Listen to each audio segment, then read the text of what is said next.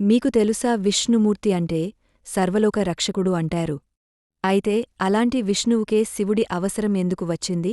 అసలు శివుడు లేకపోతే విష్ణువు చేసిన పనులు అసంపూర్ణంగా ఎందుకు మిగిలిపోయేవి? విష్ణువు పని రక్షణ. శివుడి పని మార్పు. మార్పు లేకుండా రక్షణ. ఎక్కువ కాలం నిలబడదు. అమృతం రావాలంటే ముందు విషం వచ్చింది. ఆ విషాన్ని ఎవరు మింగారు? విష్ణువా? కాదు. శివుడే. విషాన్ని తొలగించకుండా అమృతం పనికిరాదు. అలాగే శివతత్వం లేకుండా విష్ణు కార్యం ముందుకు సాగదు. శ్రీమహావిష్ణువు రాముడిగా అవతరించాడు. కాని యుద్ధానికి ఆయన శివుడిని ఎందుకు పూజించాడు?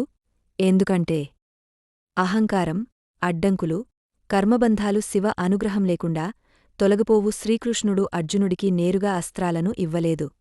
శివుడి దగ్గరికే పంపాడు. ఎందుకో తెలుసా? మనలో ఉన్న నేను అనే భావన నశించి శరణాగతి పొందినప్పుడే నిజమైన శక్తి లభిస్తుంది. విష్ణువు, శివుడు ఇద్దరూ ఒక్కటే. వారి మధ్య భేదం లేదు. ఈ సృష్టికి వారిద్దరి సమతుల్యమే ప్రాణాధారం. విష్ణువు, శివుడు ఇద్దరూ ఒక్కటే. వారి మధ్య భేదం లేదు. ఈ సృష్టిలో శివుడు, విష్ణువు అందరూ ఒకటే. ఈ వీడియోని చూసినవాళ్ళు ఈ ఛానల్ని సబ్స్క్రైబ్ చేసుకుని లైక్ చేయండి. Thank you for watching.